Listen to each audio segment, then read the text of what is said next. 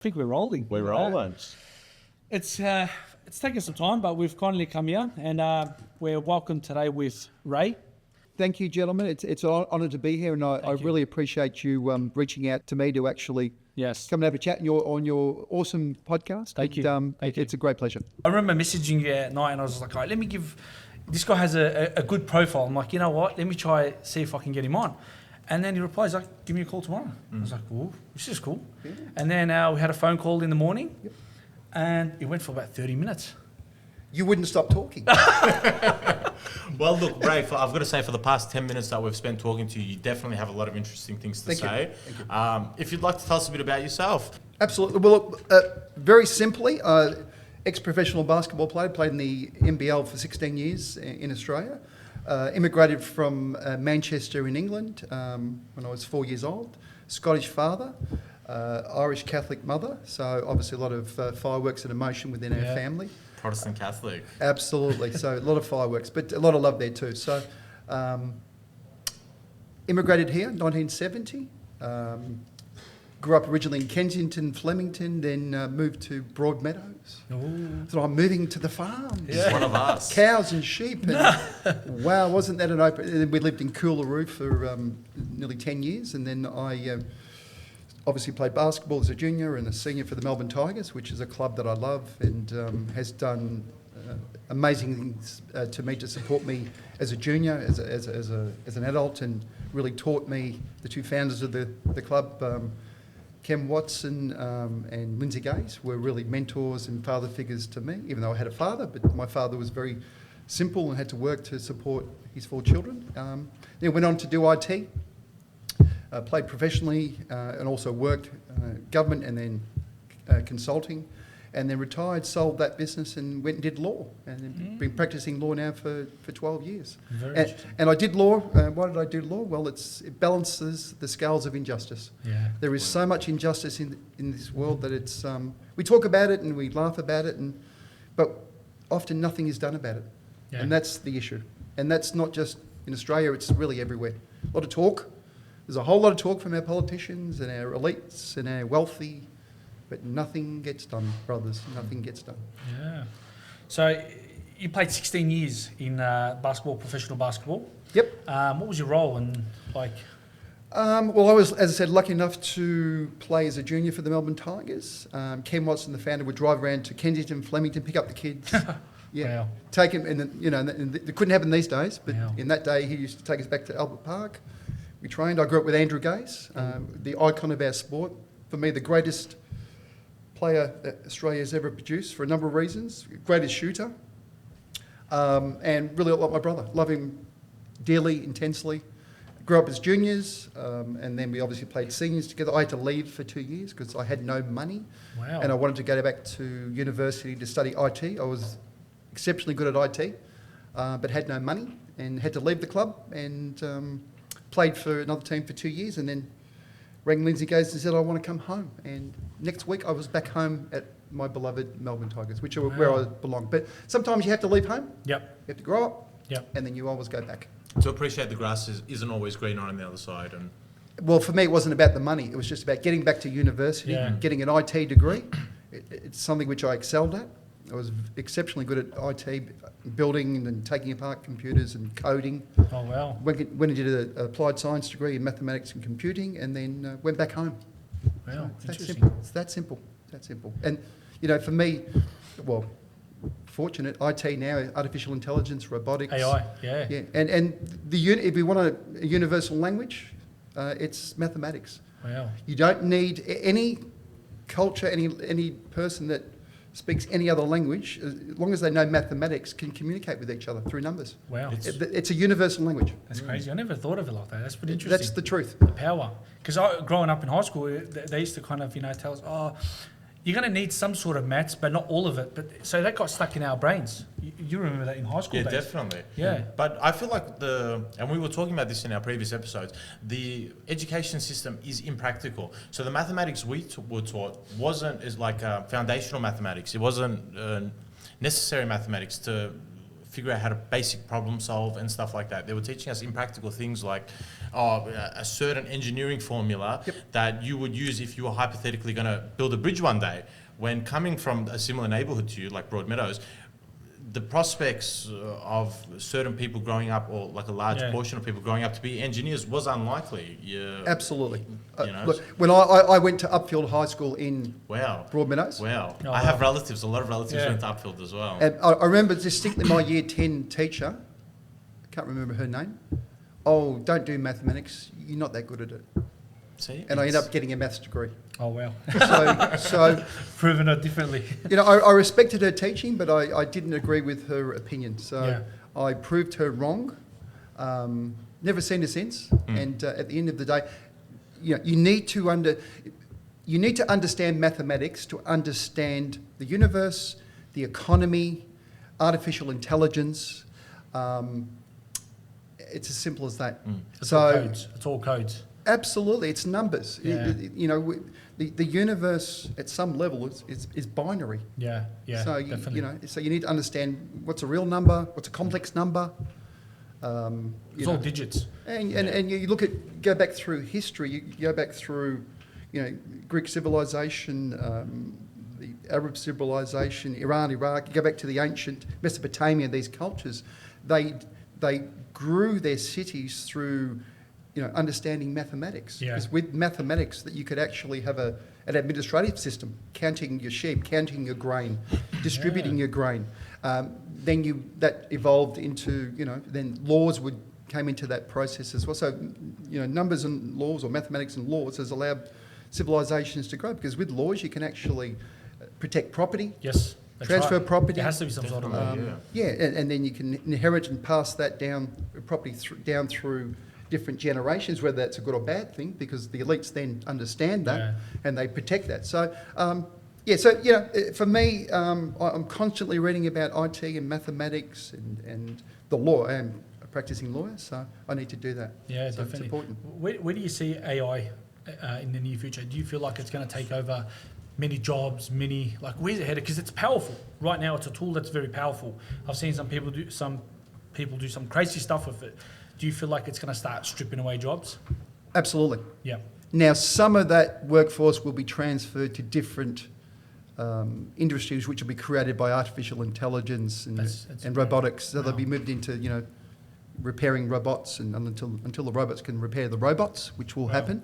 But artificial intelligence, large language models, and different types of large language models. And I do have some friends that are doing some startup, doing some work in that startup space. But I was reading just this morning a startup that has been started, or people are investing in, to actually develop artificial intelligence and robotics to put people out of work. Wow. I can send you the link. That's incredible. After this. I've seen a video recently. It was in the States. It's a man was in legal proceedings and he tried to use an AI chatbot to represent him. And I'm like, you're coming after our best and greatest positions. And if you think about it, law needs something with a human approach. It's not something that a robot or an AI can take over, because there needs to be compassion in law to balance the scales of justice. You know, it's not just. I agree with you, brother, but that's not reality. Wow. Artificial intelligence can do the job of a lawyer, and probably better. Oh. Can you abbreviate on that, please? Abbreviate? Well, I have just had a friend who's gone through a family law dispute, and he developed an artificial intelligence LMM, large language model, on a PC, which ran the entire matter and the case. Wow. And he won. Wow. So he downloaded the legislation, Family Law Act, and some other legislation, the case law, his documentation, his wife's documentation, her lawyer's documentation, and used, he called it Aurelius, and that ran his whole matter. And what about ethics? Like, because I know with the bar association and stuff like that, there's a lot of ethical Ethics for who? in regards to the robot, because a lawyer is held to an ethical standard that an AI language model can't really comprehend as well as a human. True. What most people forget, and I've had a call recently, and someone said, can I ask you a question? Do you agree there's a lot of corruption in the police force? And I believe that my matter, the evidence has been tampered with. And I said, first and foremost, a police officer and myself, our first, not I was going to say port, but our first obligation is to the court. Yeah. First and foremost. Yeah. So I couldn't comment on that, and I wouldn't comment on that. I don't know what a particular police officer has done, or in general what the police are like. There's potentially some corrupt police officers, and there's definitely some corrupt barristers and lawyers, as we know through Lawyer X situation and that whole scenario. It's not good for the legal fraternity or my brothers and sisters in the police force, because I do support and respect the police. They do an amazing job. It's a difficult job.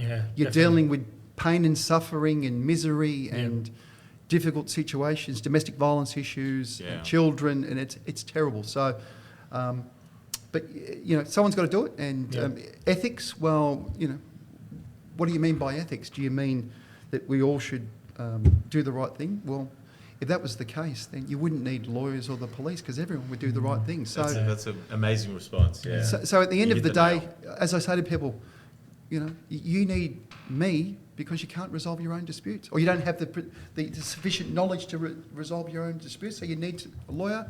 It's an adversarial system, lawyer A against lawyer B, so it's a complex adversarial system. Sometimes it works, sometimes it doesn't. As I say to people, the best way to resolve a dispute is through arbitration, mediation, conciliation, and keep it away from the courts. Wow, yeah. It is the best way, and that's why it's there. Unfortunately, people get emotional. Yep.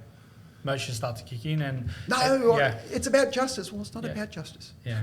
It's really not about justice. It's about resolving your dispute as quickly, and a lot of people don't understand that lawyers have 8 overarching obligations, and one of those is to cost minimise a dispute.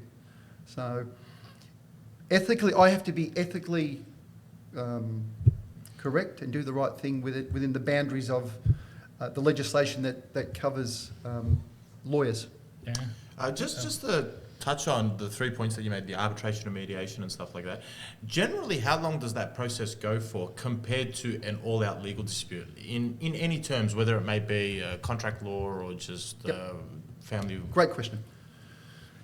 Only 4% of matters actually go to court. So 96% of all disputes get resolved. Wow. Okay. Wow. So how long does that take? Wow. It could take 3 months, could take 6 months, could take 2 years.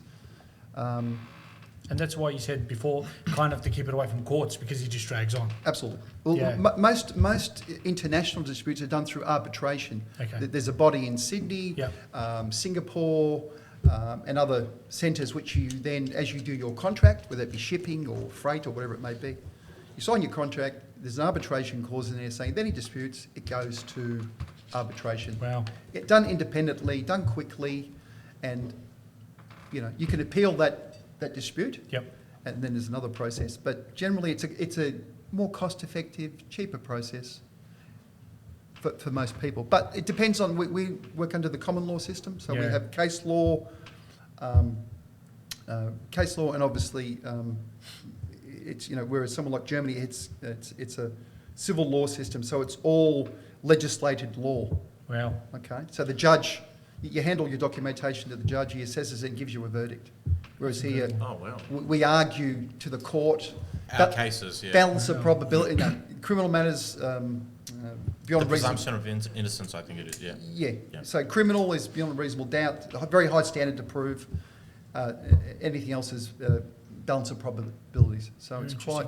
So we're definitely heading into a crazy time with AI. Yep. There's no doubt. Absolutely. It will affect law, engineering, design, podcasts. You guys probably record your voices, put it into artificial intelligence, And off it goes. LMM, off it goes, write your script, and you guys, we wouldn't need to be sitting here, just produce it all for you. That's incredible. That's crazy. It's amazing. Yeah. So would you say that it's completely beneficial, or is there going to be some cons to it?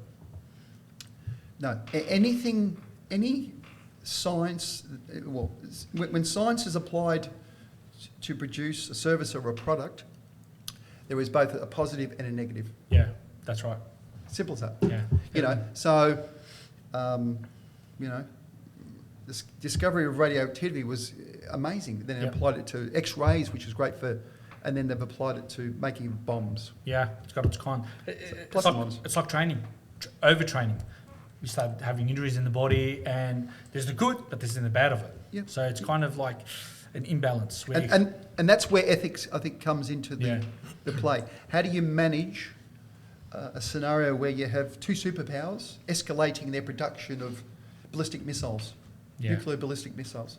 How do you manage that process? Well, ethically, you'll say, hold on a tick here. Let's limit these. When can we use these? Do we want to use these? No, we Yeah. don't want to use these. That's crazy. These are the complexities, and you start thinking. That's why you should do thought experiments, Yeah. like Einstein and some of these Creative minds. that mathematicians. Yeah. They do all these thought experiments, and you start analysing. You're saying, you know, ballistic missiles and nuclear bombs.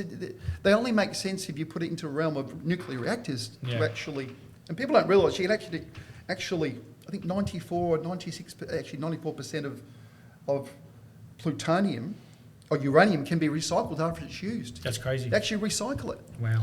Well, So- yeah, I know nuclear energy is considered one of the most cleanest forms of energy. I don't really know too much about the subject, but yeah, I know it's more cost effective and it's much more cleaner than other forms of Well- mainstream energy.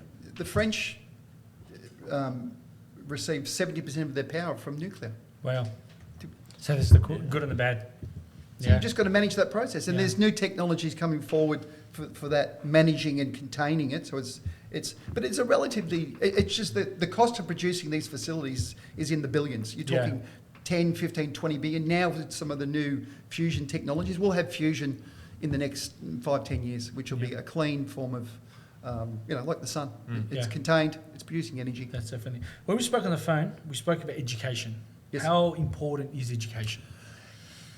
It is probably the most important thing apart from food Wow. to eat. Okay? Wow. So you must have a skill set in Yep. society, whether that be a trade, a profession, or you must provide something that other people want. Yeah. You know, apart from in the criminal exercises, which look, at the end of the day, you get involved in that process. We all know what happens. Yeah. There's no good ending for it. There is no, you're a pop star for 10, 15 years and then Yeah. you're gone. So, Yeah. so my advice is to, get involved, get a good education. However, Thank you. within that education, and I'd say formal education process, that is, primary, secondary, and then tertiary being university level, you must develop some entrepreneurial type Yeah. thinking. So, because that teaches you thinking inside. It teaches you a formal education. Yeah. 100%. Formal, mathematics or thinking, and that's where you've got to start thinking outside the box, reading outside the box. Read Yeah. your Machiavelli, The Prince. Read your, Nietzsche. Some of these high level. I've been really reading into them really hard since we spoke about it. He's right over here, the Prince. Absolutely. Yeah. Marcus Aurelius. Yeah. Read something.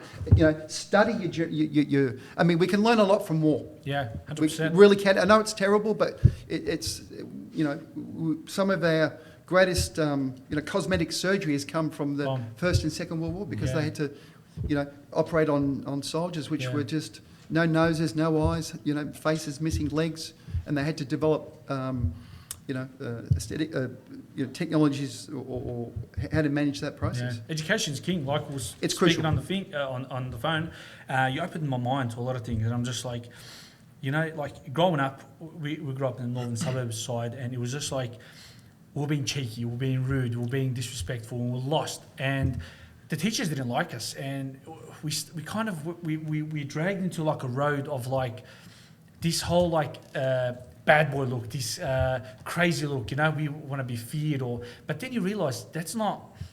The greats weren't like that. They were intelligent people. They had high education, great academic. They were, and then I realised to myself as I grow up more and more and more, and I say, education is key. Absolutely. It's the key to freedom. It's to all these young people that are out there now. I tell them, education. Start reading. Knowledge is key. It sets you free. And it's crazy because I was reading in the book when you kind of mentioned Machiavelli. He's got a quote in there which is pretty interesting. So, the lion cannot protect himself from traps, and the fox cannot defend himself from the wolves. One must therefore be a fox to recognise the traps and a lion to fight in the wolves. Be both. Wow. That's his one of his classic quotes. You've got to be both.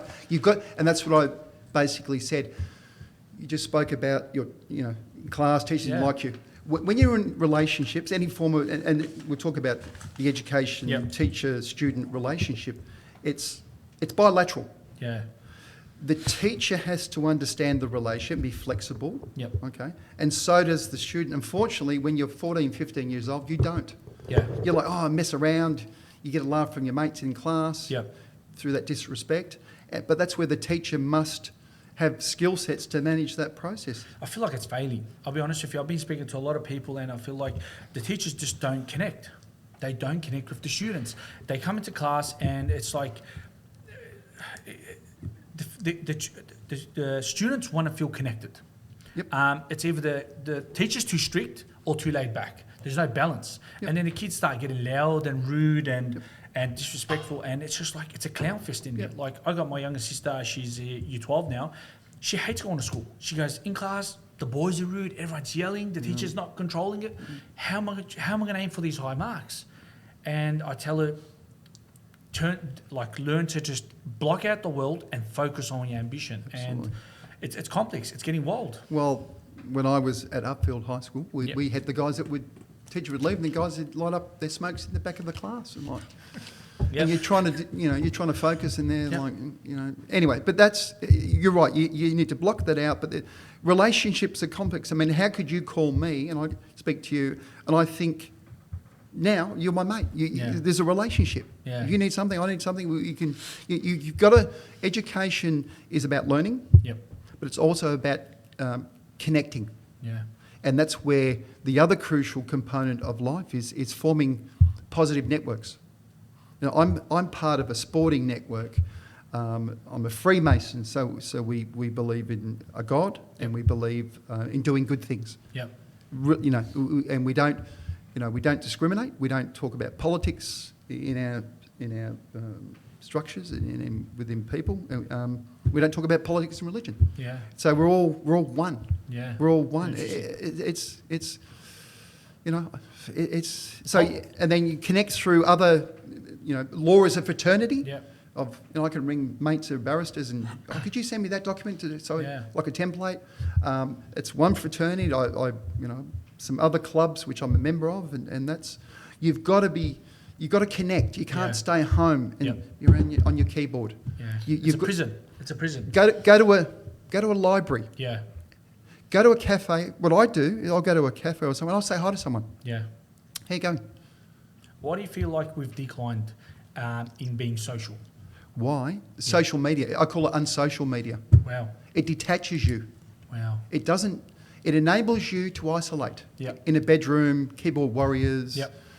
Sitting on the phone. Yeah. Put your comments on there. Yeah. Like you're not changing anything because you're not doing anything. And you're not evolving. No. Ray, could I ask you a follow-up question? Yep. So at the start of the interview, you were alluding to that you were studying IT and mathematics, and then you transitioned into the legal field. I'm assuming there was a bit of a gap because you returned to basketball. Yep. How was the way that you saw the education system or your time in university in between your first and second degree, and now as a legal practitioner, how do you see up and coming paralegals and lawyers and barristers coming out of university? Is the education system teaching them these skills that you were explaining before? That the entrepreneurship and stuff like that. Well, not in the legal fraternity.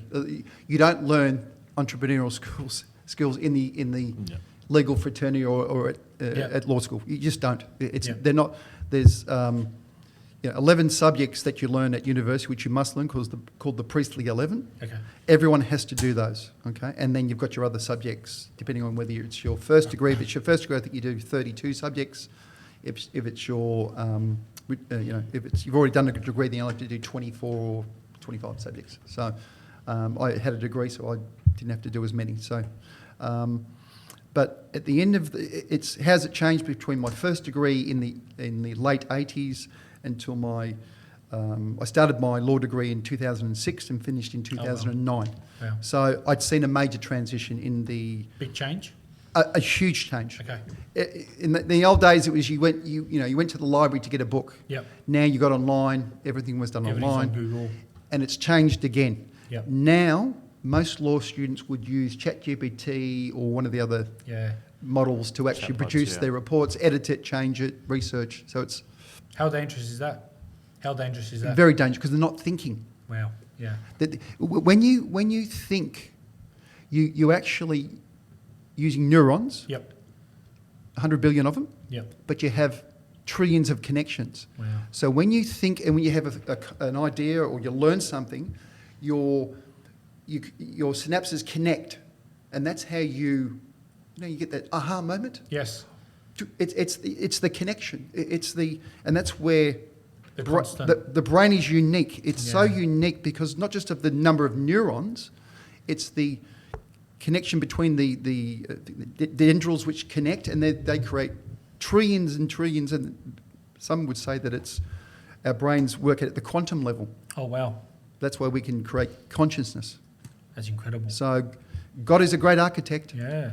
and I like that quote. God is a great architect. I am writing that down. Yeah. in the notes. No, he's truly. That's incredible. Like you feel, just imagine all these neurons and calculating, and it's like you cut yourself and the body starts to heal itself. Yep. That's incredible. Yep. Like you put a Band-Aid, you put some, but it doesn't fix it. No. The body needs to repair itself. And it takes time, and it just comes back. It's how it was. So formal education systems changed. Yep. People have changed because now to access information, it's a click away. Yep. So we're not layered. People aren't layering their thinking. Through research, you actually, you find one bit of information, then you go and cross-check it, Yep. research it. So you're constantly layering down whereas the internet, one click, it's there. So, And it's not always accurate as well.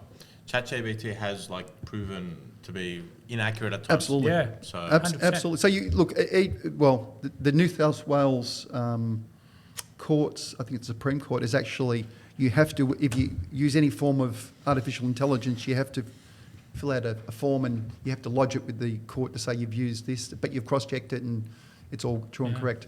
I like how you said we're not thinking no more, and it's real. It's true. We're too busy with whether it's social media, games or movies. It's like two couples. They came home. They're both working. They come home, and instantly it's turn on the TV and watch this box for 2-3 hours, then go to sleep. No communication skills between the couples. No ideas. No challenges. It's just like turn on the box, watch television, go to sleep. Nothing else. And then where's this relationship going? There is no relationship. Yeah, doesn't exist. Does not exist. We're not thinking. We're not relaxing. Yep.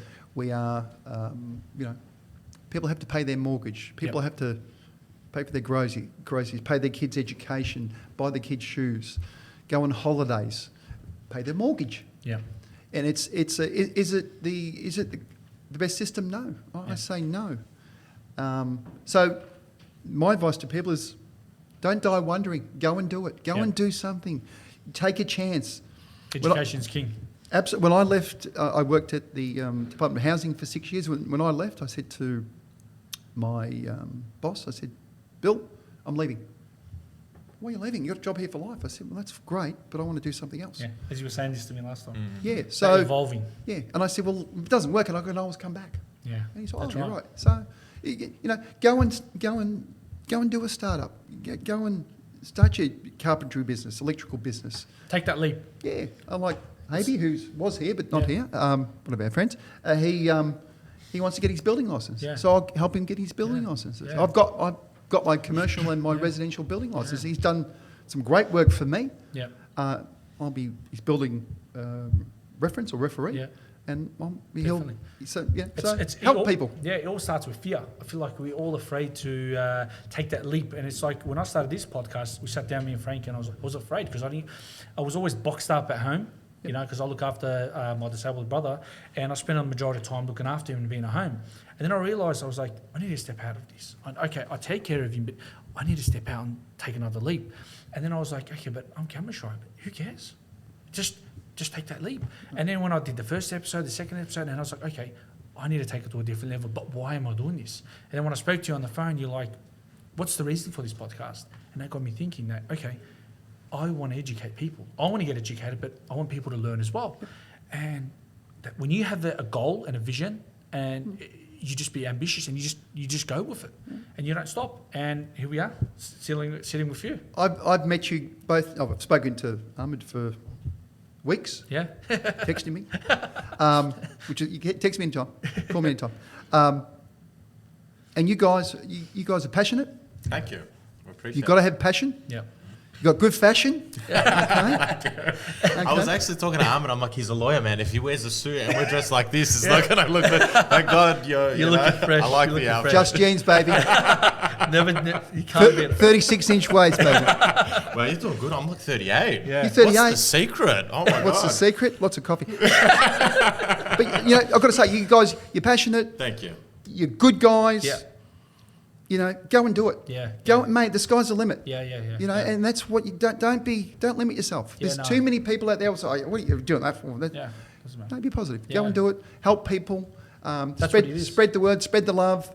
You know, hey, I've been taught to be cautious through Freemasonry and all the evil Freemasons. No, they're not evil Freemasons. No, they're educated. Be taught to be cautious. Yeah. You meet someone. Oh, you know, that's why I bought Haby here. Maybe am I? Haby, I need you. You know, okay, Ahmad. Who's Ahmad? Who? Ahmad the terrorist, or I don't know what's going on here. You know what I'm saying, brother? Yeah, 100%. Haby, baby, I need you. And he came down. That's you know. it, yeah. But then again, that's the power of friendship and trust. Yes. And being cautious, and you need to be cautious of everything. Whether it's meeting a girl. Yep. The girl could be crazy. Yep. She could be. The guy could be crazy. You know what I mean? She could be trans.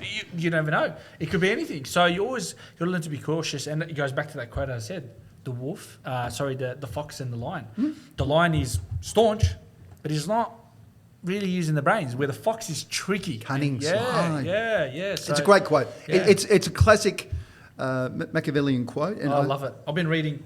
Yeah, This you- book is incredible. Yeah. Takes you to places. There's hundreds of books, Yeah. and you've got to read. And the ancient, you know, Greek, Plato, Socrates, these philosophers, all they did all day was thought. Yeah. That's it. That's Pen, a feather, and a piece of paper. Yep. That's But what people don't realise is a lot of their knowledge and documentation came from Iran and Iraq. it. Wow. That's Can you incredible. believe that? That's incredible. Yeah, the first code Sumerian culture, was it? before that. Sumeria was more Egypt, up Zoroastrianism and Iraq, the ancient. The first laws. Nebuchadnezzar had a stone tablet, which are the laws. Wow. The first laws written on stone. Wow. Look at that. I think I actually seen a copy of them in Turkey, in the Yep. museum in Ankara. They have copies of them because the Assyrian Empire Wow. kind of stretched the parts of Turkey. And through trade, the Greeks were up in Iran and Iraq, Egypt. They were travelling. They were all trading east, west. Yeah. It's crazy. Africa had civilizations well before the Egyptians. Wow. The Nile River allowed people to sail boats and rafts through there and interact and trade and meet each other. And The minds were different back then. Different. unfortunately, a lot of those cultures didn't have writing, so it wasn't recorded. It was all oral and verbal. Yeah. Okay, so it's been lost. I mean, Yeah. some of it's been, but up in Iran and Iraq and Afghanistan, and these guys record on the cuneiform tablets, and they've got that, and they can now translate them and read them. It's incredible. All about trade, property, marriages, divorces. Yeah. It's They crazy. had it all. It's crazy. If you had what's your favourite book? My favourite book. The one that shines where you just like, Well, just to rephrase the question, I've got thousands. what do you think are the most influential books that could really change the lives of our viewers? Just a random number that pops up from the top of your head? Well, I think The Prince by Machiavelli is yeah. it's a good read. Meditations, you've got that one, which is great. Look, I read anything. Who would I? I'm trying to think. Even Nietzsche, he's got some really... Roger Penrose. Roger Penrose. Stephen Hawking. Yeah. Fantastic. And it's been written in a way so you can understand it and read it, because high-level mathematics, even I can't understand. Wow. I met a guy once that we were looking at heat exchangers or something, and he was very quiet. And I said, "Who are you?" And they said, "Oh, he's the brains." Wow. So I started talking to him. I said, "I need to have a coffee with you." So just me and him caught up for coffee. Nerdy guy. His thesis, he wrote a thesis proving that neutron stars produce gravitational waves. Wow. Gravitational waves as in like ripple effects Warp, throughout space, Wow. and time. What was his name? Just so for my own person, maybe off camera if you can recall it. We'll Google it. Yeah, He's got a website, Melbourne Uni, and you can... so he's local. He's a local guy. Wow. His brain would be... And I said, he's a small guy. We got to get him on. Yeah. My God. Very nerdy. I said, you've never seen a neutron star, never will, but you worked out that it produces gravitational waves. Oh my God. That is mind-blowing. And he was just silent. I downloaded his... I couldn't understand his PhD because it's too complex. Yeah, It's yeah. high level mathematics. Yeah. You know, it's... And he was just sitting there silent. In that meeting, then we caught up Yeah. and we just had a coffee Yeah. for an hour. Like I just... Because I often... You're interesting. Yeah. And you might network and... Yeah. 100%. It's about connecting. Well, right. It's a quality that especially people our generation have lost. That just, you're interesting. I like what you have to say. Let's go get a coffee. People in our generation have become very timid, especially males in our generation. I don't want to say soft, but a prime example is like I'll go out with some friends to go eat.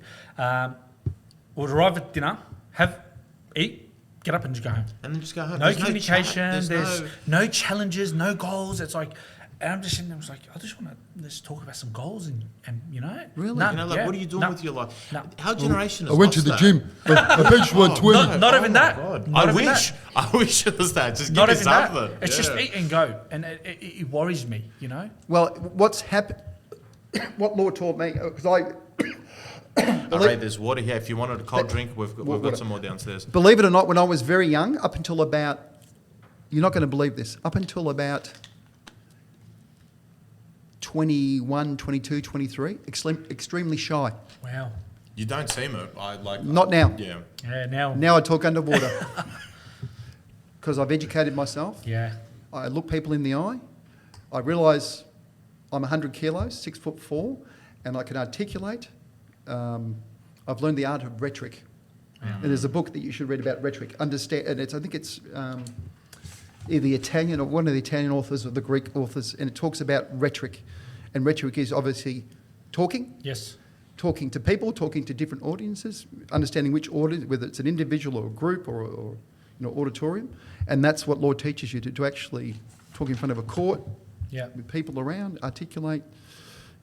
It's such an interesting challenge because that's what I'm going through right now, and I'm just like, I want to challenge myself. I want to get to this level where I could talk to anyone, shake anyone's hand, sit down, have a coffee with anybody, and really take it to a different level.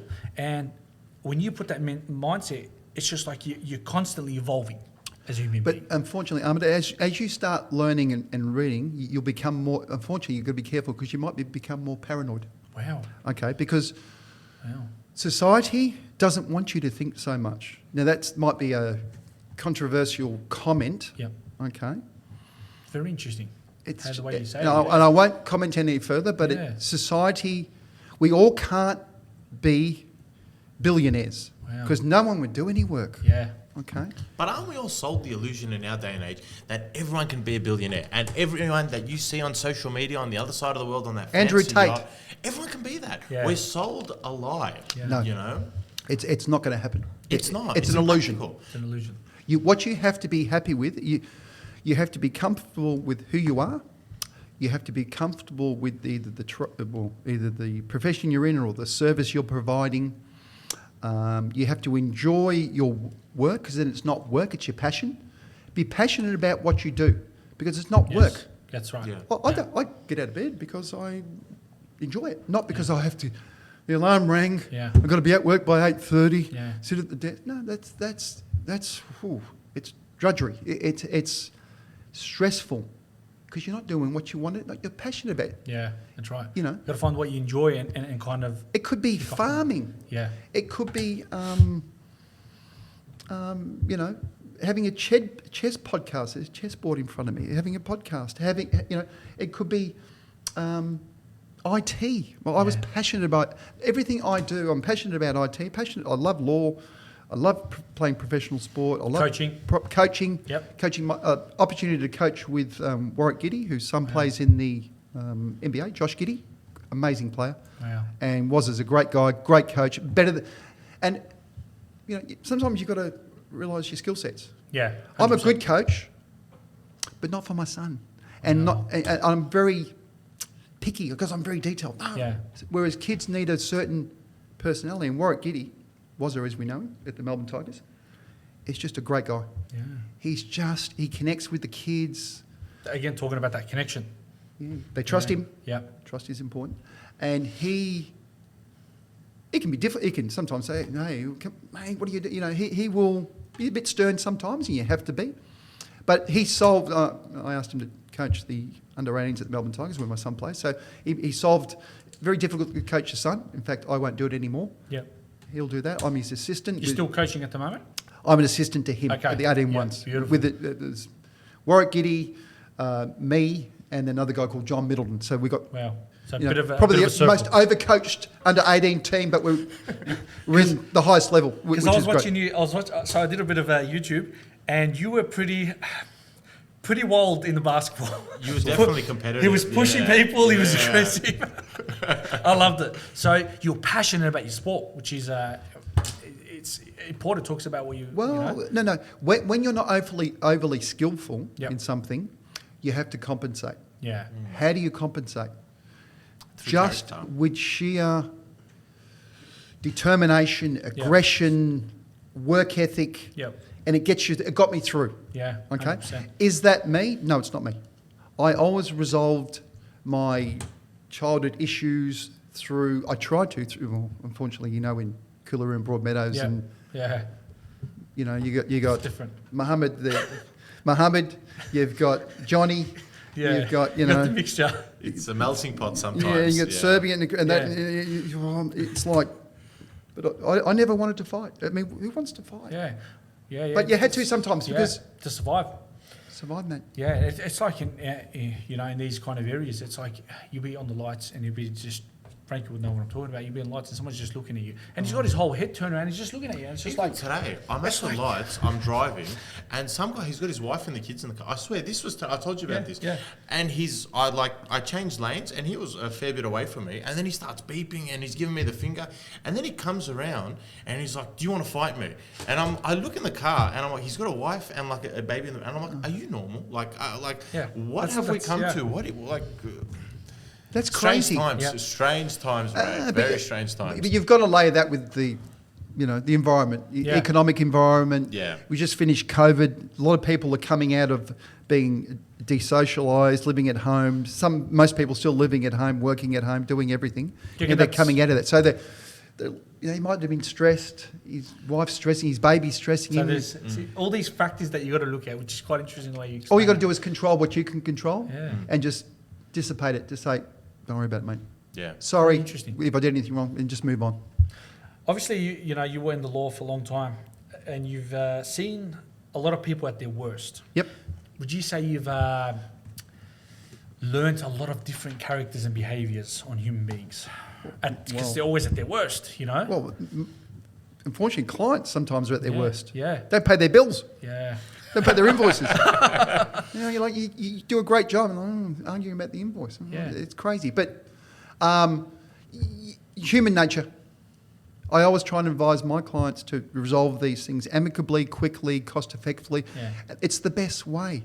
It really is. Keep it if you keep it out of the court system, generally get a good. You might have to pay a little bit more. You save on your legal costs, but you might have to pay a little bit more. Is Less pro of- bono, sorry to cut you off, is pro bono mandated? Like, do you have to do, as a law firm, do you have to do a certain amount of pro bono work, or? No. Major law firms predominantly, some do it because it's, it's a charitable exercise for their corporation or business. However, I believe that certain areas of government work, you have to have a certain percentage of pro bono so there is a bit of a vested interest, if you know what I'm saying. Okay, yeah. So, but I do some pro bono work, but it's difficult. It's because you're not getting paid if you're doing pro bono. There is the legal aid processes. You can get sometimes free legal support, but it's it's What a are bit your up and thoughts down. on legal aid? Oh, I was just gonna say that. I feel like Yeah. there's something Well, there. it's probably poorly funded. Some of those lawyers work hard, but very, very little return. Remember that a lot of these lawyers have studied for 3 years, then they do a year of GDLP, which is graduate diploma in legal practice. After there's 4 years, then they have to do 2 years with a lawyer. There's 6 years, Wow. and they're underpaid and overworked. Yeah. I've walked into an office of legal aid and it's wild in there. Yeah. He's just stressing paperwork everywhere and just like, this is crazy. Like, and the people they meet is, especially in these areas, Yeah. oh my God, they meet some really, really like disturbed people. And it's the crazy part. And that's so. Some of those guys, actually most of those guys, they're overworked and underpaid. And it's not any better in the corporate world because they're overworked, overpaid, overstressed, and that's even crazier. I mean, I think there was a research done in the last 2 or 3 months. I think they interviewed 1,000 people or 1,500 lawyers or 1,000 lawyers, and 10% they'd be out of the profession within the next 12 months. Wow. Would you say that's burnout or like? Yeah, absolutely. Wow. Because Wow. most the legal, it's extremely stressful work, not only from a client perspective, but administratively. I have to provide and document every single text, phone call, Wow. email. So it's Wow. in detail. Wow. That's pretty detailed. I don't have to provide it when I provide an invoice, but if Yeah. they request it, I think it's within 28 days or 30 days, then you've got to provide a full itemised list. So you have to do an itemised list. Right, right. As well, we should have alluded to it at the start. Like I should have asked you about it. I know you have 2 branches, one in Hawthorne East, Yep. was it? Sorry, Yep. and one in the CBD. Could you tell us a bit more about your practice, just so the audience can get Well, there? what I basically do is it's a law advisory service. Yep. So basically, if someone calls up and they have a matter, whether it be family law, criminal law, town planning, I can put a team together for that particular issue. Mediation, law, family, everything. I'm like that. I'm a Yeah. nationally registered mediator, so I can do mediations. Yeah, Okay. yeah. Because I did see that on the website. Yeah. But I just got a call from a construction business who wants some advisory done in fundraising. Okay. 2 amazing guys. Met them last week.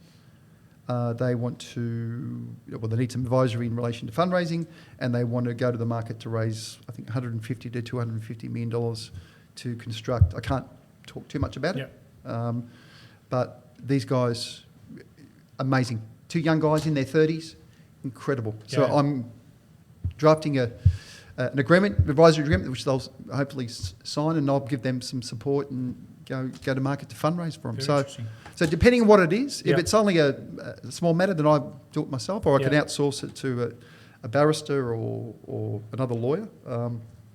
But these days, barristers can actually take briefs directly. Okay. In the old days, it was lawyer, and the lawyer would brief the barrister. Yeah. So There's a question that always circles around where people kind of get confused. So there's a barrister, there's a solicitor, and then is that the only 2?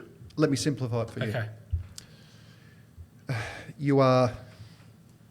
There's only 2. Okay. There's a lawyer, Yep. and there's a barrister. Okay. Okay. As a lawyer, you are you can take a matter from a client, but you can also go to court. Okay. Okay, in layman's terms. Okay, so Yep. you can go to court and represent your client in court. A barrister only generally just goes to court, Okay. so is briefed by a lawyer. Yep. Why? Because then the lawyers can actually have more clients. Okay. Because if they've got to take a brief, go to court, then it's take the clients, brief them to think about it. You get 10 matters, you can then brief 10 different barristers. Okay. So what's the role of the paralegal in all this? The paralegals do a lot of the admin work. Okay. The typing of the letters, they'll sometimes, in the old days, and it still happens, the lawyer would take notes.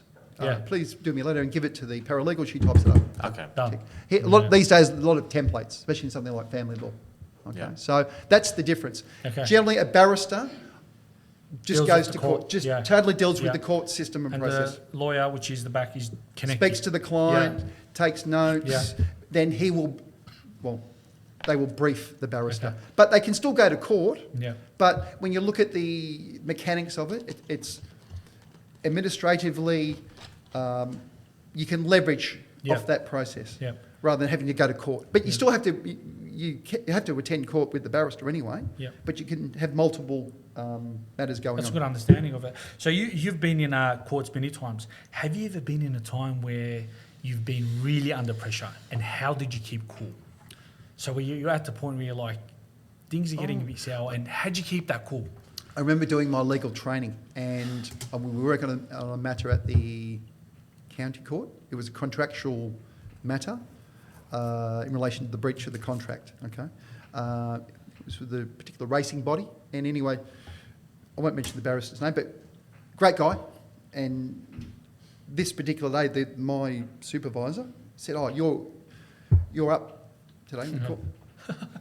And when you have a matter, you do books, okay, which you then present to the court. You give a set of the books, court books, to the other side, and a set to the court. That way, you can reference all your particular, page 27, Your Honour, blah blah blah. And our barrister, because I was that day up on the bench with the barrister, and he said, "Go and find me a book 8." Oh. So I run over there. I'm like, I said, it's not there. He goes, "It's there. Go find it." I'm like, go back and run back again. And the judges, it was Judge Anderson, "What's going on there?" And the pressure started. I started sweating, and I'm like, and he goes, "Oh, don't worry about it then." And he goes, "Gotcha." There was no court book 8. Left-handed hammer. And I'm like, so that was. But there's other times when you're dealing with, a lot of the times it's not the administrative work that's the issue, it's dealing with the emotional client. Yes, definitely. Because you're seeing all the ugly sides, the dark sides. Once you get involved in the litigation, there's a process. Okay. And you can't not follow and it's a set of court rules in each court, magistrates court, county court, Supreme Court. There's a set of court rules for each one of those courts, and you have to follow those courts. Those rules. You can't, I just want you to do that. Well, you can't do that. We have to follow the legislation and the court rules. Yeah. Now, that takes time and takes money, and that's where it's very expensive. Do you feel like sometimes people get over they get into their feelings too much, where they get too aggressive or too violent? Well, you have no... We're emotional creatures. Yeah, yeah. If I'm involved in a dispute, personal dispute, Yep. I get upset Yeah. and emotional Yep. and angry Yep. and sad That's right. and nervous Yeah. and anxious. Emotional creatures. Why aren't they going to? Yeah. Ray, can I ask you a question? You're clearly a tenacious guy that has learned how to adapt to pressure and mold. Just considering your professional career, you've moved around from sports to IT to law. When you're seeing an up-and-coming lawyer And construction. and construction, yeah, you're definitely tenacious, man. I'll give it to you. I actually love construction and property. It's interesting because you produce something. We built a pub in Hawthorne East called Governor's Hall. Yes. and it's there now, and it's doing very well after 3 years, which is great. So Is that the restaurant? Because I did see a video of you on YouTube, and you were in this like cooking ground. Yeah. And I was like, I was chefing for the day. It was it's a Governor's Hall pub, pizzeria, restaurant. oh wow. So, like, you have definitely been molded by these experiences, and you've got a broad array of skills and stuff like that. When you see a young lawyer attempting to start out their professional practice and they have no professional experience, no life experience, no practical experience, what advice would you give them? Well, I'll give you a classic example. My daughter is a lawyer, just Oh, wow, graduated. runs in the family. Well, no, Congratulations. thank you. I didn't think Brittany would be ever be a lawyer, but she graduated last year from Monash. She's been now working for 12 months at Best Hooper, Oh wow. which is one of probably the best property, and I'm giving a bit of a plug, aren't I? Best property and town planning. Plug yourself as well, just to let the audience know the law firm. They'll find me. Just Google. So she's very stressed, very busy. Yeah. But that's not a bad thing. I think if you can learn to manage that stress, and we all get stressed, Yeah. you just have to stop, relax, Yeah. and just tick the boxes and follow the process. Stress is good. Well, I've been feeling like I've been using it to my advantage, and I feel like stress is good. It makes you uncomfortable, where a human shouldn't be comfortable, in my opinion. You've got to keep. There's a good level of stress and there's a bad level of stress. Yeah. Let's put it like that. And you know what? You don't, because hey, too much stress can cause high levels of cholesterol, Yep. which can kill you. Yeah, the health risks behind Yeah. stress is, Toxic kind of stress. That's Yeah. that's what I would say. We were, in our previous episode, we were speaking to episode number 4, when Yes, Boris, osteo. an osteo. He was saying, with health mindsets and health outcomes, he's like, if you have a negative health mindset, like in regards to your health outcome, most likely your results are going to be negative. He's like, thinking positive and thinking negative has so much health consequences that people neglect. It's an interesting. It's very simple. Everything in moderation. Yes. Yeah. Everything. And I mean everything. Okay? You've got to eat exceptionally well. And I mean simple. Yeah. If it's not grown on a tree or a vine or something, Stay away. stay away from it. High levels of bread, no good. Okay? But you can have some toast occasionally. But you've got to simplify your food. Eggs, vegetables, and I'm talking quality vegetables. Yeah.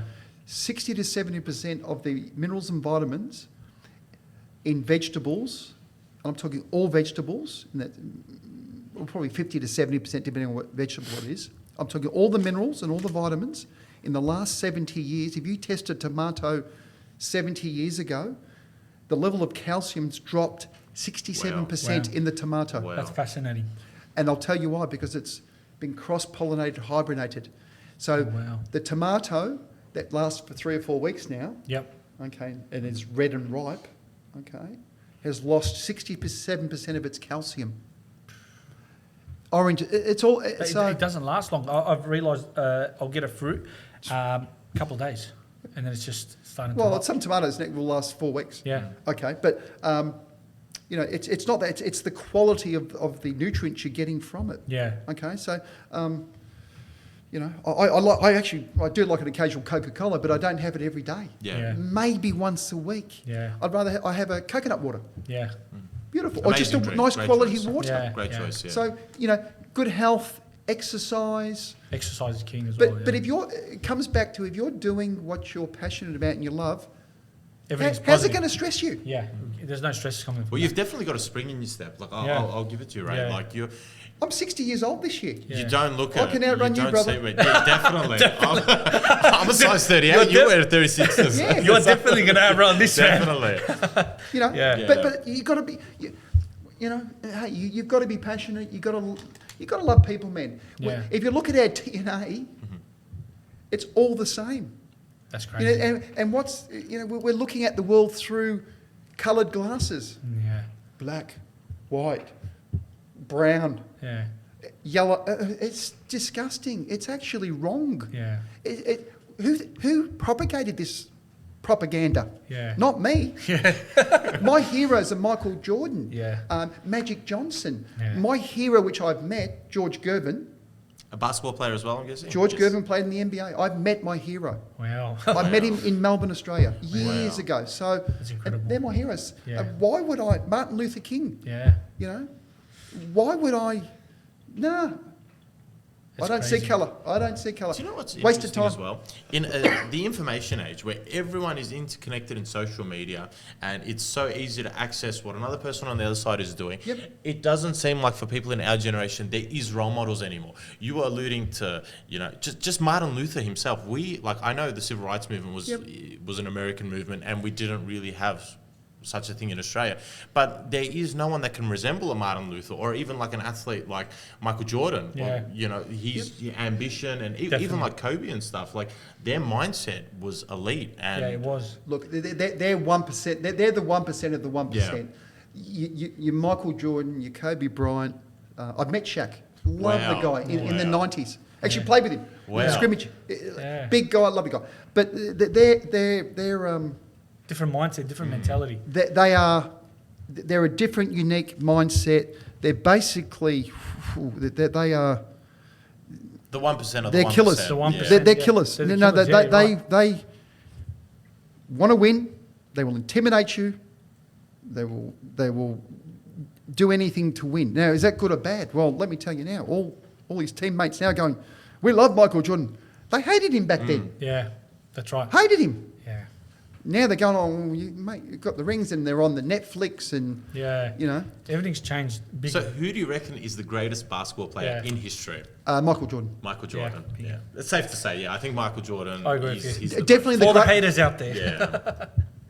Michael Jordan. Come on. I mean, Yeah. but there's, look, other, Shaq's amazing, Wilt Chamberlain, Bill Russell, 11 rings. Just MJ, man. He was just He's just unique, athletic, scoring, different, yeah. defense. Remember, he played both ends, Yeah. defense and offense.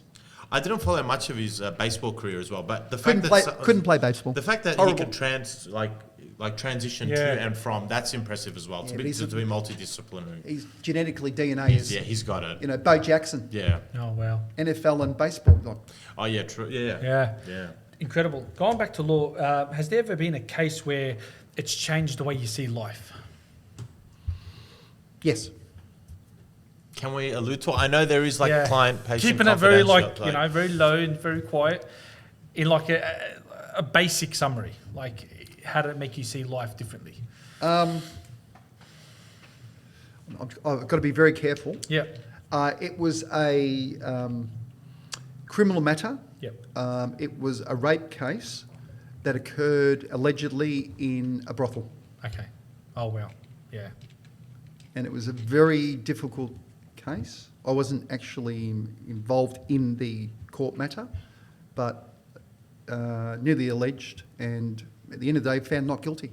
Wow. But to go through that process, Very very tough. emotional, stressful, has really affected him mentally. Sad, very sad. Very sad. How did that impact on me? Well, don't believe everything you hear. Wow. Yeah. Really, really, Evidence. unless you haven't seen it firsthand, Yep. you can't judge. Don't judge. Yeah, yeah. I've cut down. Growing up, you kind of your life changes, and I realised how dangerous judging is. It's very dangerous, and I've cut down so much on it. And I don't look at anyone below me now. Everyone is equal, and I never judge. Judging is very dangerous, and like you said, if you don't see it, don't judge. And Yeah. even if you're having a meeting and someone's running late. Yep. I used to, where are you? What, Yeah. what are you doing? Now it's like, well, they might have been involved in an accident. Something might have happened at home. Yeah.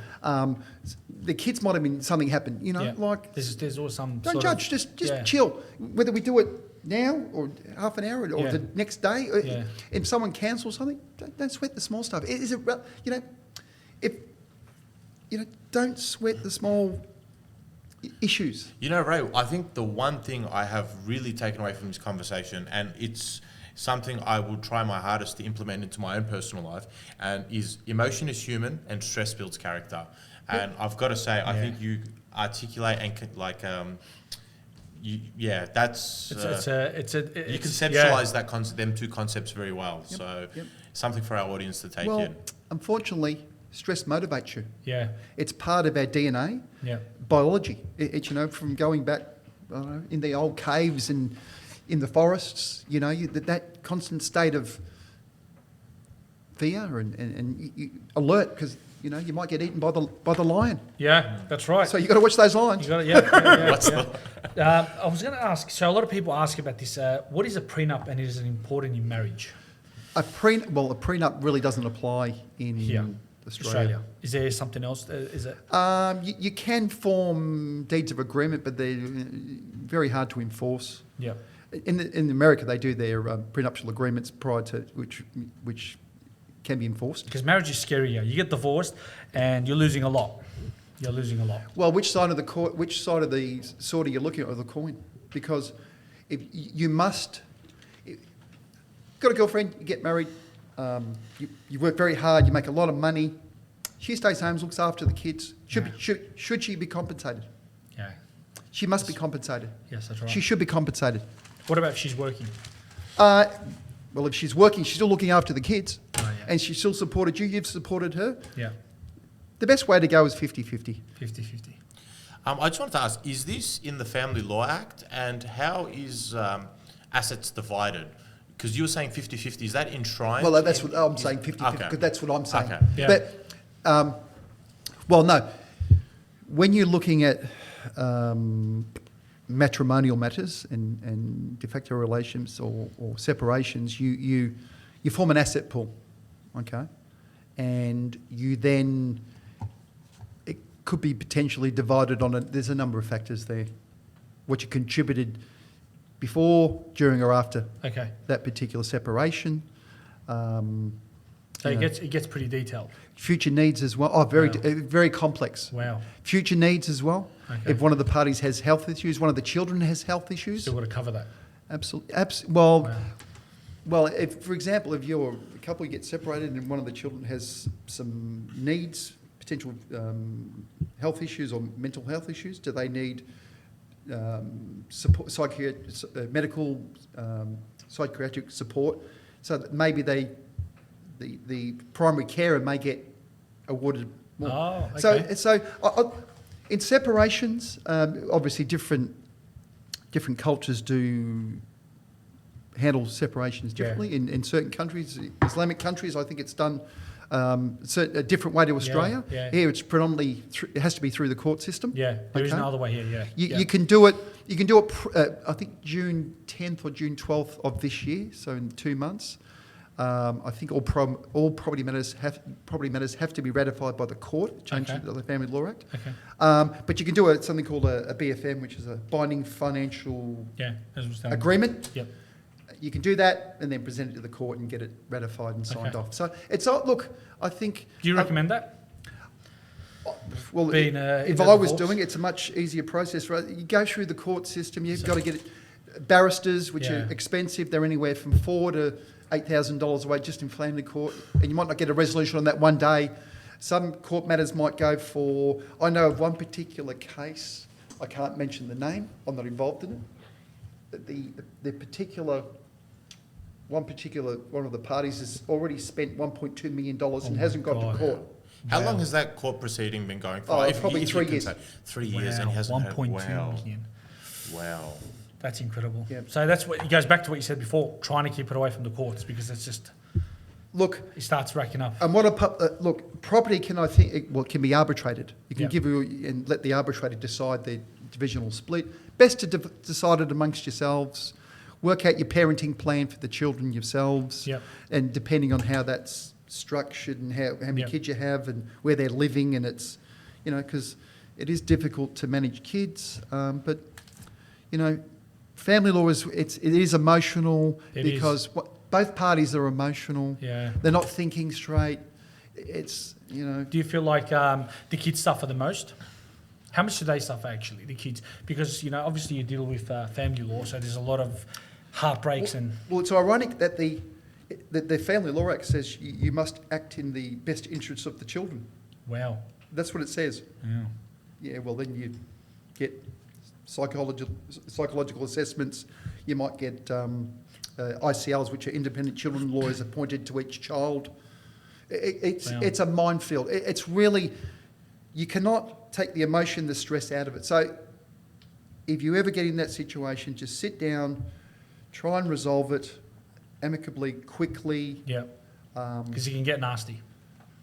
Very quickly. Very nasty. Because remember, you've got your both families, friends. And then they add on, and everyone's trying to... Everyone's got an opinion. Especially being, in our cultures, oh my God. Ray, are you one for movies? Do you enjoy, like... I love movies. I watched this movie. It's called Marriage Story. It's got Scarlett Johansson and another guy. Yep. I don't know his name. But essentially, it's two couples, and one is disillusioned, and the other one is living under an illusion, and he thinks everything's happy. And they split up, and it gets extremely toxic very quickly. I think it won an Oscar she won an Oscar for the movie. Yeah. But like, it really encapsulates divorce. Really, I think it's on Netflix. If you ever have time. You sound like a busy guy, but I love movies. I used to go to the movies a lot before COVID. Now it's more Netflix. Yeah. Okay. Same. But I've watched everything on Netflix. Yeah. But I like SBS online. Have some great European movies. They do. Yeah. Or Como in. We've got that. Yeah, we've got the satellite, so it's essentially Beautiful. We'll talk after. Yeah. The Como. I like go and see the European movies. Yes. Como on Chapel Street there. Yes. So the art house European I'd movies. love to go stuff to Fantastic. Yeah, And then wow. it's just like Gold Class or Village, and it's they're a lot of them subtitles, but you have French movies, German. They have different 2 weeks, like German week or month, and then they have Iraqi month, and so different. They do. It's like the Melbourne Film Festival. I think it's a similar concept. The way it progresses, like European, and then it'd be like Middle Eastern or like Central Asian, or like however they go about it. And that's so I do love. I mean, I love relaxing movies, reading. I love watching YouTube, and Have you ever been on a podcast before? No. You've naturally got it. I'll give it to you. Yeah. No, never. I'm. You know what? It's education. Thank you for calling me. Boys, I'm so proud of you guys for what you're doing. Thank you so much. No, really, I mean that. You're passionate. Yeah. Thank you. You've got it. You talk well. You listen. You ask the right questions. Proud of you, boys. I'm not going to say your community. It's our community. Yeah. This is Australia, mate. Yeah. It's built on multiculturalism, whatever that means. Yeah. It's just all it means is, you know what, we've got people from everywhere around the world because no one wanted us. Yeah. Well, Ray, you grew up in similar circumstances to the way we grew up. You grew up in the same place. I'll tell you after, but I had around 3 or 4 family members, immediate family members, that went to the same school as you. There you go. And if I look at your outcomes, and the general outcomes of people in this area, you've done something right. And if we can listen to what you have to say and learn from something. it, why not? Done a few wrong things. You know? That's part of life. You know? Hey, not guilty, Your Honour. You know what's crazy is I've got a lot of friends that are married, and they all have this saying that they say. Oh yeah. Happy wife, happy life. Tell me about this. Is this true? Being a divorce lawyer, tell me. Well, I am a divorce lawyer, but I do other areas of law as well. But it's not just what I do. Everyone says it to me, and I'm just like, I don't know, man. Like, it's relationships, family relationships, marital relationships, business partner relationships. They're complex because it's not just the one particular individual involved. It's the cultural elements to the relationship from their family background, your family background, your friends. Because maybe once you marry, you bring back. So is there merit and is there merit to the concept of with Muslims? Yeah. The parents finding a partner for you. Absolutely. Yeah, that's right. They know your personality. Yeah. They're going to potentially find someone that works with you, and they Same know culture, they know the family, yeah. they know their particular kids. Are they good parents? So what's the name of it Well, like an arranged. yeah, An arranged marriage, Yeah. yeah. They kind of look in the same city. The mother goes out and Yes. yeah. I mean, Her some of them network are bad because it's like a transaction. How much are you going to pay me? Come on, we know that. But some, you go, you know what? If it's done in good faith and it's Yeah. done legitimately, and you go, oh, I think Tula would suit Yanni. You know what I mean? Do you know what I'm saying? Yeah, And yeah. it's and a lot of Italian families and Greek families I know and. Even Havey that ran away. I think he's definitely his ran family's away. working on something. Yeah. So look, very difficult. Happy wife, happy life. Both parties have to be happy. Yeah, definitely. If both parties aren't happy working together, I don't think there's any shame in separating if it doesn't work. If people, as you grow and get older, you have different ideals, you change. Different ideas. And you might say, well, it's not working. It's just not, something happened. What is like, what's crazy is I've seen this. Two people love each other, great marriage, 10 years. They get to the point of divorce and you start to see the ugliest sides of both parties. Yep. She's swearing at his mum and he's swearing at her mum and they're trying to kill each other. Yeah. Why does it get to that point? And then all of a sudden the divorce kicks off. Well, we're human. So how do you measure good? You've got to have the bad. Oh, wow. So within us is the ability to love, and I'm talking love God and love another. I mean, I love you guys now. Yeah. Really, I think Oh, it's mutual. Thank you. No. I I'm like, appreciate it. Yeah. if you need something, if I can help you, I'll point you in the right direction. Yeah. I'm trying to help you. But if you did something and I'm like, oh, man, it could escalate to nasty very quickly. So you've got to be very careful how you manage yourself, what you say, how you react. And relationships are difficult because it can turn on it can. Someone's telling me about a Brazilian. One moment it can turn on a toss of a coin, heads or tails. Wow. And some people have issues that you don't know about it. Some. Because it gets dark and it gets wild. I've seen it personally through my family where they lovey-doveys and all of a sudden now they're going for divorce and, oh my God, she can't stand him in the house. It's like, how did it go from that to that? Well, for example, a lot of people during COVID, because they were... during COVID, a lot of people came together and they're going, I don't like him, I don't like her, can't stand her, because he's always at work all the time. Yeah. Or she's at work all the time. And they're coming together going, what the hell's going on here? Who's this guy? Ray, I feel like, you being a lawyer have like a minor in sociology. I think just seeing all types of people and all concepts. He would know all behaviours. It gives you, a good comprehending of, people's and... Good observation. Thank you. One of my other... I used to like him in real life, Jordan Peterson. Yeah.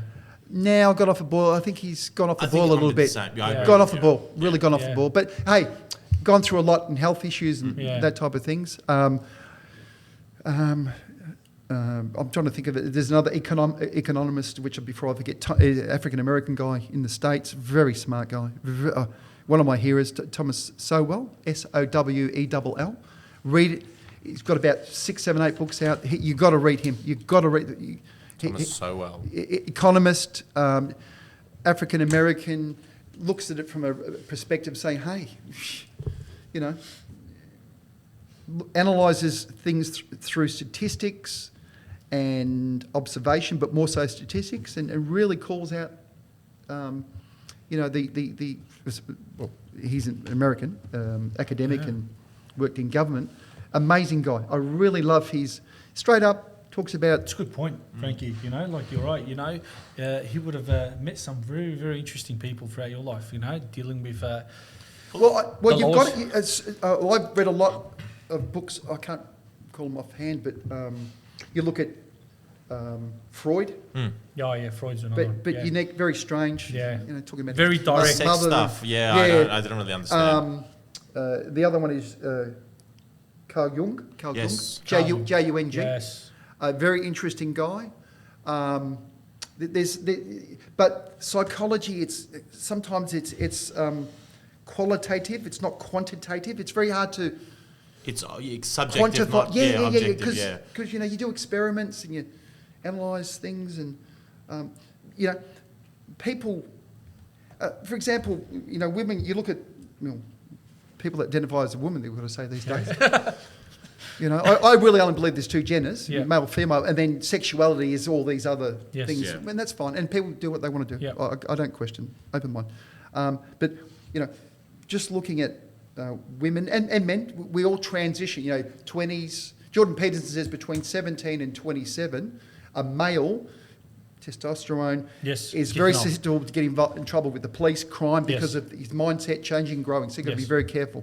Women, you know, at 30, 40, 50 and 60 go through hormonal changes, just as men do. Yes. But, you know, after having children... That changes, and it's just continuous change. And it's very difficult to manage, you know, those relationships sometimes because it's emotional.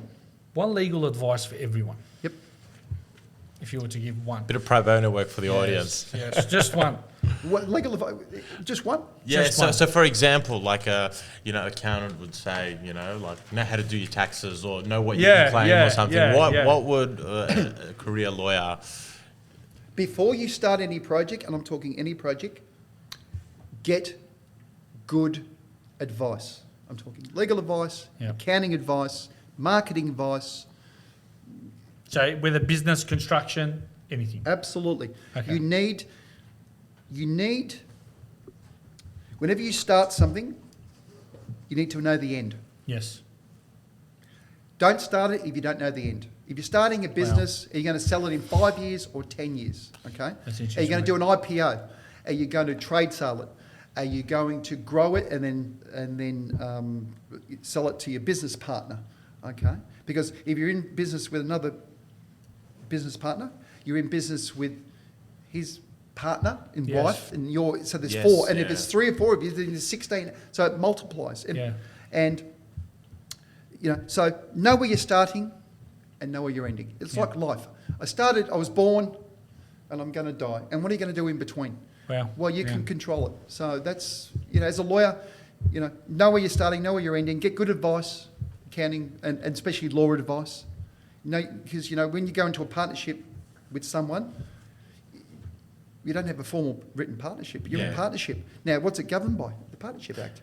I feel like it never ends well when you have a partner. From what I've seen, it always gets sour. Well, what you've got to do is have a mechanism if it does get sour. Okay. And you say this is not working. How do we dissolve this partnership? Okay. And you just say, here's the document, sign it, and we're done. That's it. Okay. Do you feel like we, as a lot of us in Australia, understand the punishment of ignoring taxes? You know, a lot of people don't pay taxes and then they end up getting in trouble. Do you feel like we kind of brush it and say, oh, it's okay, but how serious is like ignoring these tax stuff? Obviously, because you do tax, you know. Yeah. Well, that's a difficult question because under law we have to pay tax. Yep. Personal tax, corporate tax, trust tax, trustee tax. I believe that the tax system should be restructured and become simpler. Okay. I just think there should be one amount of personal tax, 20%. Yeah. 25%. The easiest tax is GST. I was just thinking that. I'm like, the GST, just bump it up to 15% and get rid of all income Or tax charge or people something. just a flat 20%. That's it. Yeah, and that's it. I made 80 grand, so you've got to pay 16 grand tax. That's it. That's it. Okay. GST is now 20%, but it's like then that, you know, taxes. What was the saying? You know, Was it death and taxes? I think. Yeah, well, that's one saying. But there's another saying where the cost of a good society is taxation. Okay, something like that. And you need. But I believe in a society you should definitely get two things. Some other things, but you must get at least one free degree. Every person can go to university and get one free degree, no cost. Just one free degree. The second one is free healthcare. Yeah. So you can go to a hospital. Yeah, After that, yeah, you're on your own. yeah, If you can get good healthcare for free and you get a good education, that's a great start, isn't it? yeah. In my day, we used to get a free education, no HECS, free roads, free education, And I think dental was free as well, wasn't free it? dental. Free milk at schools. Oh, For taxes, what do you get now, Ahmed? Tell me what you get for free now. nothing. Thank you. You pay for your healthcare, private. Even seeing the doctor now, you got to pay. Yep. Yep. No You more pay bulk for billing. education through HECS. It's Yep. deferred. No, but you're still paying. So, 25, 30,000. so where's the money going? Yeah. Do you know, it's crazy. We have more resources than the Scandinavian countries, and we get less benefits from the government than they do. And I don't even think their tax rate is, well, probably their corporate tax rate is probably higher than ours. I don't know the specifics of it, but their median tax rates for Yeah. individuals would be lower than ours, and they have more government services than us. I'll ask you a question. When a listed corporation on the ASX, okay, has to undertake an annual audit, who audits the government?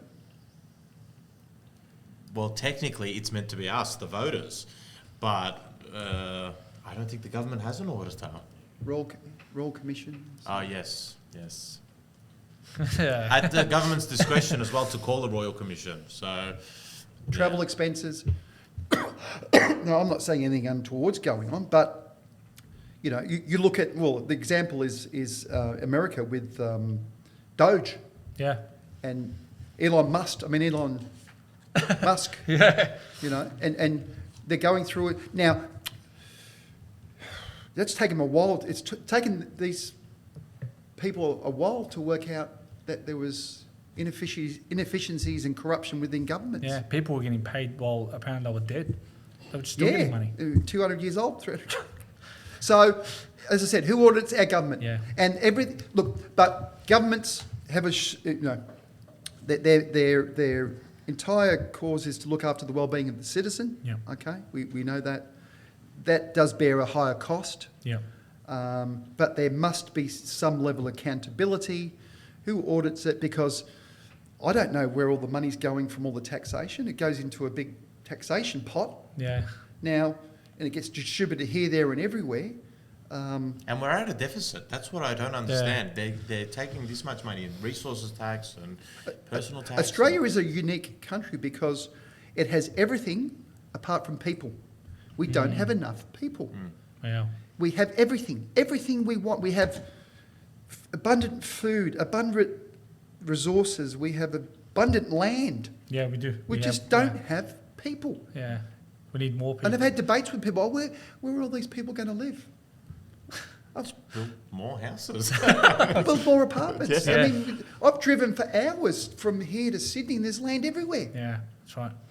So We're limiting ourselves. yeah, because well, we're a colony of Britain, and maybe some way, shape, or form we've been allocated as they did in Europe. Greece was allocated to be growing food, and what about the oil in the Aegean that the Greeks say, oh, you can't mine. No, don't touch that. Yeah. No. No. Yeah. Here we might be designated a primary producer in minerals, and that's it. Yeah. Because we could actually, if we got our act together, and we became a bit more like Sweden, and we're neutral.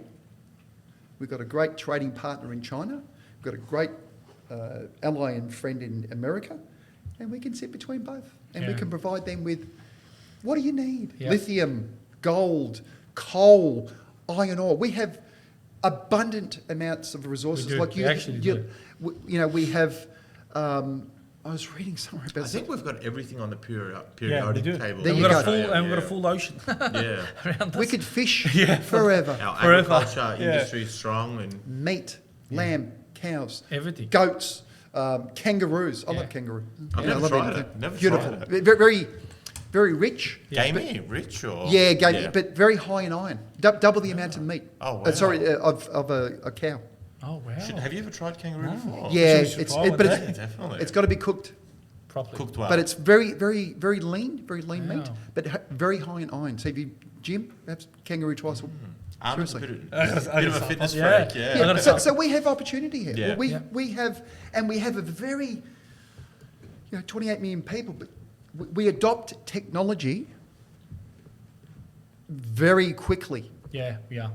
Yeah. and that is so we've got great economic system. We've got a great education system Melbourne University, Monash University. Yeah, some of the best in the world. Come on, I've studied at ANU and did my masters at ANU. Smart kids, very smart kids, man, really smart kids. So we've got the brains, we've got the cultural diversity, we've got the cognitive. We all think differently, because that's what different cultures give you.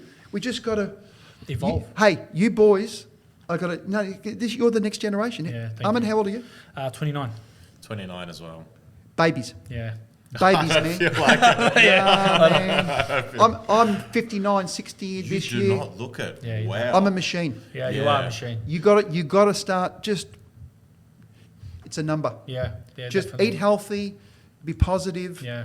You know, if you're down one day, get out of bed, just go for a walk, go to a coffee shop, sit in the library, walk to the local community centre, sit there in the gym, just be there. Just move. That's right. Coming Move.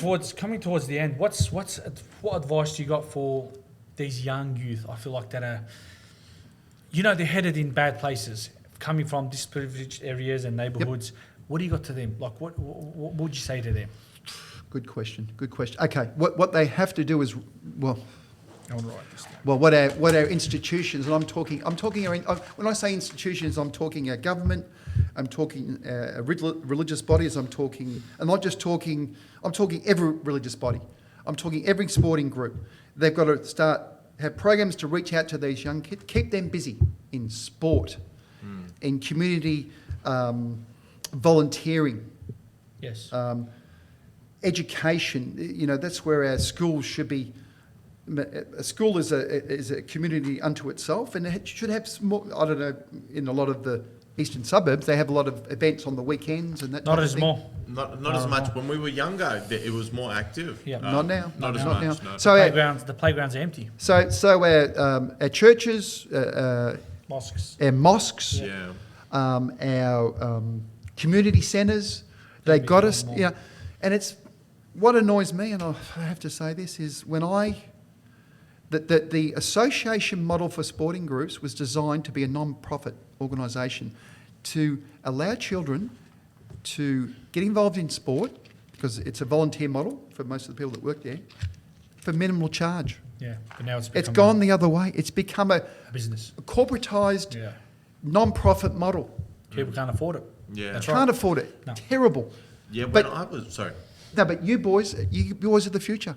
Thank you. You got. You know what? I met you guys. You've inspired me. Thank you. You know, I said I've got to go and meet these two guys that are doing podcasts and. He's what? from the area and his name's Ahmad. Yeah, I'm like, but I've got my backup. Where's he gone? He's run away. Yeah, he has. The boys downstairs are good company. Happy baby. So I love Happy Yeah. baby. He's a good guy. But so doing that, we've got to reach out to the kids, get them actively involved in sport, in education, understanding that playing computer games all day, their whole life, it's not where it's at. No. What is it designed to do? It's designed to occupy you. I question how you could allow a 12, 13-year-old kid play these shooting up games when they're 12 and 13. Yeah. It's building up violence. Aggression, Yeah. even UFC. I mean, it's legal, but at least boxing, there's a set of rules. Once Yes. they go down, it stops. UFC, once they Cage go down, fighting, they yeah. keep fighting. Yeah. So we're escalating the level of violence And aggression. in our children's subconscious and psyche. Yeah. And what do you think happens in the real world then, when they're shooting people with guns and stuff? It gets He goes to school and then yeah, but we've got to we've got to make sure that schools are safe places for everyone. But wow, when you lock people down for 2 years during COVID, problem that the was. mental stress, Yeah. the separations, the children getting taught by their parents who are trying to work. How's that going to work? Yeah, it's not going to work. How is that going? That was the biggest failure of global governments I've ever seen in my life, and Yeah. I'm talking in my life, which I've lived through. But Yeah. no doubt there would have been It was definitely one of the worst. terrible. If it had a big, profound effect on a lot of my people. Businesses? Yeah. It was. How can they pay their rent? How can they Yeah. pay their mortgage? No. And then they've got to come and go, oh, it's okay now. Yeah. What? I think we'll deal with the ramifications of COVID's effect on the economy for a very long time. Very long time. A very long time, you know. Well, you know what? I wouldn't wait for governments. We have to do it ourselves. Empower yourself. We have to connect. Yeah. That's why you've got to be, you've got to have good friends. Yeah. Try and help your family. Try and help each other. If there's disputes, just resolve it. Don't escalate it. Yeah. Just try and say, you've got, brother, relax. Yeah. Come on, let's relax. Let's talk. Once even the Americans are talking to the Russians, Yeah. the evil Russians or the evil Chinese, they're still talking. Yeah. Yeah, that's They're right. diplomats. Yeah, So you've got to send in a diplomat. yeah. That might be a cousin or, but you've got to keep. Communicate and connect and just resolve issues. Yeah. Have this open mind. And if someone's done something wrong, if there's a sincere apology, Yeah. look at what's that. wrong with that? Wow. We We make mistakes. Yeah, hey, everyone, people drink or they take drugs and they've done something wrong. Even the law says, hey, we take that into account. Wow. So even the law understands, but it's very hard when you've got children, something happens to your children, to forgive. Yeah. The best thing I ever saw was a New Zealand father whose son was killed by gangs and that type of thing, and he actually forgave the guy in jail, Wow. Oh, And I he- think I saw that. and he wanted him released, and the guy said, "I'm not ready, brother. I'm not ready. I haven't forgiven myself," and I Wow. was like, "Well, that's powerful." Yeah, that is powerful. Because by Powerful forgiving forgiveness. him, Yep. he's forgiving him, and He's allowing himself to. and he's healing as well. Yeah. So, Wow. but it's very hard because if you've got kids and someone did something to your kids. Yeah, that's look. I haven't got terrible, kids, man. but I Terrible. could never imagine It's it. terrible. I could never imagine it. And I've had just once you have children, and I had a friend over in the States who's young. He was involved in basketball, and his son died at 15 in his sleep Wow. through a brain hemorrhage. Oh, Never woke yeah. up, and it was just terrible and sad.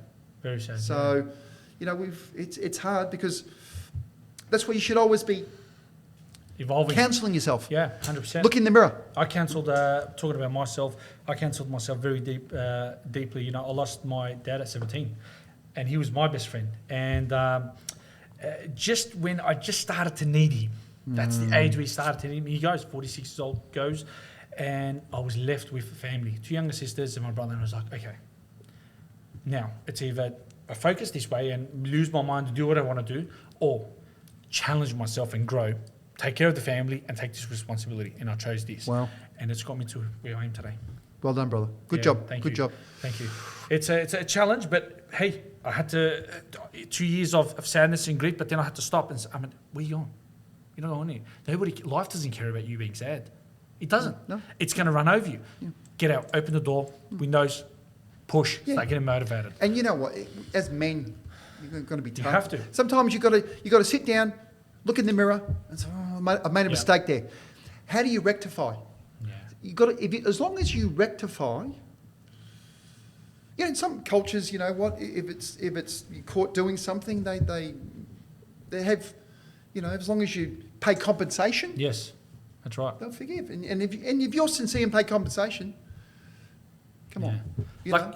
Lucky last, you're walking down the road and you see Ray Gordon, Yep. 18-year-old Ray Gordon. What would you tell him? Oh my That's a God. good question. That is honestly a good question. The notebook's out, Ray. What would I tell him? You just see him walk past you, 18-year-old Ray Gordon. What would you tell him? What would I tell him? Yep. Well, I am a big believer in that you don't look backwards. Yep. Okay. However, you're asking me to look backwards. What would I tell him? I would tell him to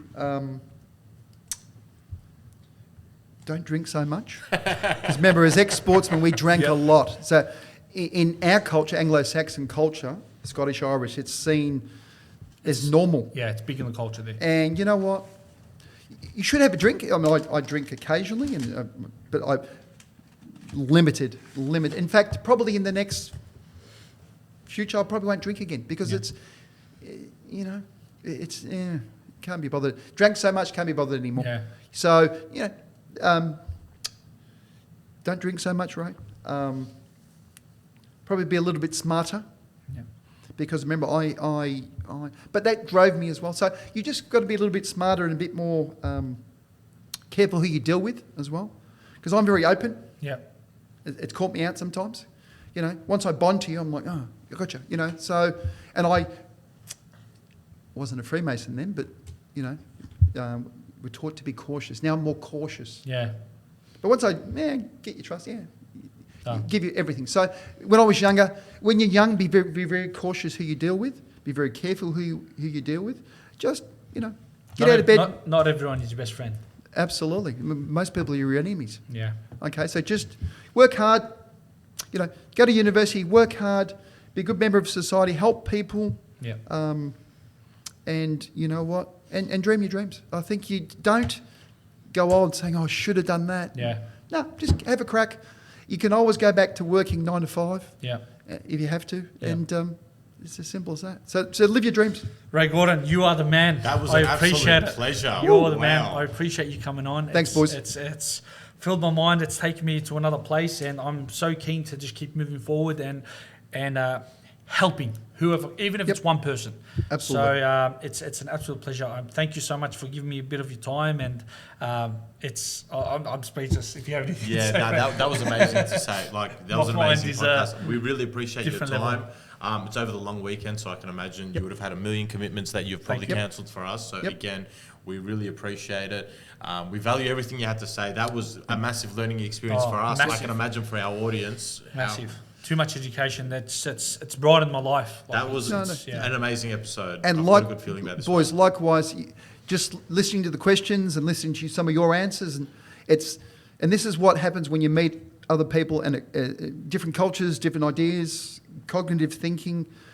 It resonates in my mind. Oh, you know, met you guys. I'm proud of you guys. You guys are the future. When I meet young people, I say, you guys are the future. You've got to be positive. You've got to help. And we've got to have more empathy. We've got to, you know, if we form societies and cities and don't help each other, what's the point? They evolve. Yeah. What's the point? There is no point. That's So right. keep doing what you're doing, boys. Thank you. Get out there. You guys, hey, move over Joe Rogan, mate, because you boys are coming. Yeah, and there's thank two you. of you and there's only one of him. Thank you. Thank Well, you. he does I do the whole appreciate it. MMA thing, but thank you very Thank you Thanks, so boys. much. Thank you. Thank you. Thanks, brothers. Ladies and gentlemen, Ray Gordon. Thank you. Thanks, guys.